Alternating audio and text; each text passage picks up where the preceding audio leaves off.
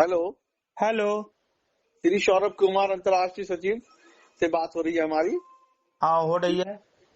Sir, मैं आपको से कुछ प्रश्न करना चाह रहा हूँ।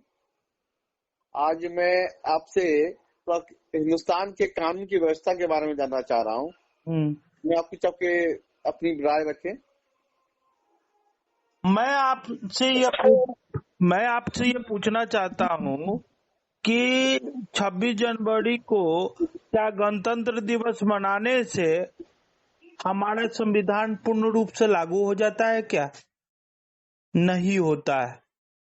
हमारा संविधान जो बना था उसमें सबसे बड़ा प्रस्तावना ये दिया गया था, प्रस्तावना मतलब आदेश, कि यहाँ सबको न्याय मिलेगा और सबको समानता का अधिकार मिलेगा। ये प्रस्तावना आया था और इसी पर यह मूल मंत्र था हमारे संविधान का। अब न्याय क्या? तो न्याय वो कि सबको एक समान न्याय मिलेगा। लेकिन क्या एक समान न्याय मिलता है किसी को? कोई गरीब आदमी अगर चला जाए न्याय लेने तो उसको न्याय मिलेगा? आप एक बार कानून की बात छोड़ दीजिए, कानून में क्या लिखा हुआ है वो किताबों में लिखा हुआ है। क्या न्याय मिलेगा?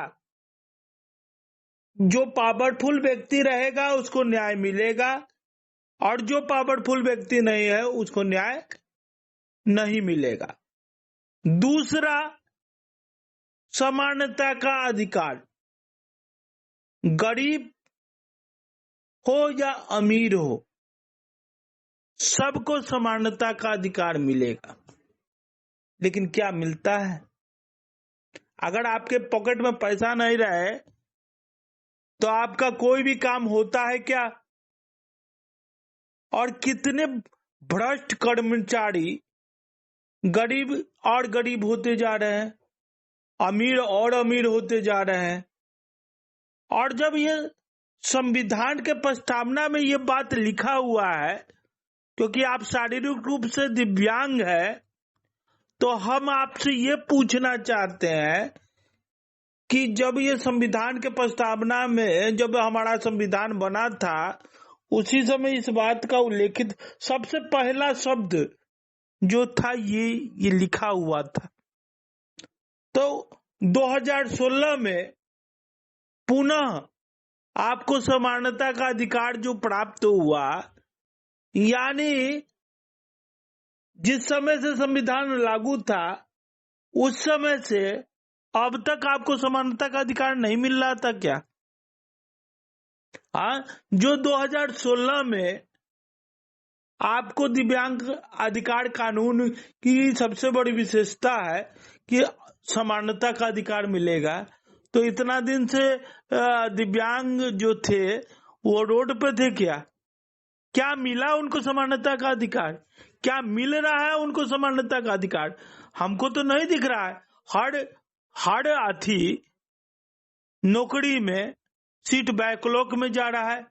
1% में 18 प्रकार के दिव्यांग और सब सीट बैकलॉग में जा रहा है। शिक्षा में मुफ्त शिक्षा का अधिकार है, 0 से लेके ग्रेजुएशन तक, वो मिल नहीं रहा है। जिसको पेंशन मिलेगा उसको लोन मिलेगा, उसको रोजगार का फैसिलिटी मिलेगा, उसको तमाम कृत्रिम अंग मिलेगा, उसको पुनर्वास मिलेगा, उसको विशेष पढ़ाई करने के लिए विशेष सुविधा मिलेगा और तमाम चीजें आपरूपी दिव्यांग सर्टिफिकेट पे मिल जाएगा। क्या मिल रहा है क्या? और किसको मिल रहा है? अगर पेंशन जो ले रहे हैं वो हमको ये बता दे कि पेंशन के साथ साथ आपरूपी ये सुविधा मिलेगा। कितने को मिला? मुफ्त चिकित्सा कितने को मिला? मुफ्त शिक्षा कितनों को मिला? रोजगार का समान अवसर जो मिल रहा है वो कितने को मिला? हाँ, और लोन जो पढ़े लिखे नहीं है उसको लोन मिलेगा कि रोजी रोजगार कर सके, वो कितने को मिला? क्या इस पर सर्वे हुआ क्या?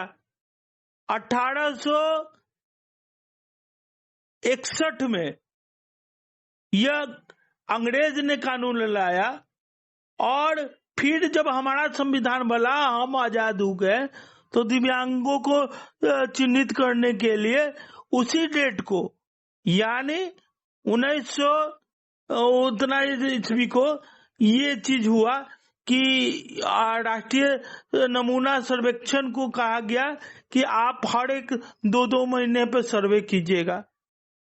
वो आज तक सर्वे हुआ है क्या? आज तक लोगों को इन सारी सुविधाओं का लाभ मिल पाया है क्या? अच्छा, 26 जनवरी और 15 अगस्त, 26 जनवरी को हम लोग झंडा फहराते हैं। इसलिए फहराते हैं कि उसमें फूल रख देते हैं, सारा कुछ रख देते हैं कि हमारे देश का ये संविधान है, और ऊपर झंडा को टांग देते हैं। ऊपर झंडा को टांग देते हैं, उसमें सारा कुछ बांध के रख देते हैं कि देश का जितना कुछ है वो तमाम व्यक्ति को समान रूप से मिलेगा। और एक रस्सी खींचते हैं तो उसमें से जो फूल है, जो अति है, सब चीज गिरता है। वो फूल नहीं गिरता है कि सबको एक समान योजना, एक समान न्याय, एक समान अधिकार, सारा कुछ प्राप्त होगा। ठीक है, तो वो गिरता है, लेकिन क्या एक समान अधिकार मिलता है? तो उसको कहते हैं झंडा फहराना। 26 तारीख को हम लोग झंडा फहराते हैं और किसी विशेष अतिथि को बुला के उस दिन झंडा का झंडोत्तोलन होता है कि हमारे देश की गरिमा, हमारी देश की ताकत, हमारे देश का समर्थ आप देखिए और दूसरे देश में ले जाके और इसका जिक्र कीजिए, ताकि हमारा देश भी समृद्ध देश है। ठीक है, हम लोग करते हैं। 15 अगस्त जो स्वतंत्रता दिवस है, उस दिन हम लोग झंडा रोहण करते हैं। अब झंडा रोहण और झंडा तोलन क्या है? तो झंडा फहराना एक अलग चीज है कि ऊपर बांस में टंगा हुआ है और उसमें योजना परियोजना है। जैसे आप देखते होंगे कर्तव्य पथ पे 26 तारीख को अलग झांकी मिलता है और 15 अगस्त को हमको अलग झांकी देखने को मिलता है। 26 तारीख को हमारे यहाँ जो भी योजना परियोजना, जो भी सशक्त बल है, जो भी चीज है, उसको दिखाया जाता है, विस्तार रूप से दिखाया जाता है।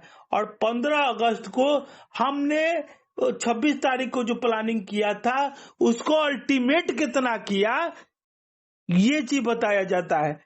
इसीलिए आप हमेशा से देखते होइएगा कि 15 तारीख को जब हम झंडोत्तोलन करते हैं तो झंडा पहले नीचे रहता है और उसको रस्सी से खींचते हैं तो ऊपर जाता है 15 तारीख को, और ऊपर जाके वो फहरता है।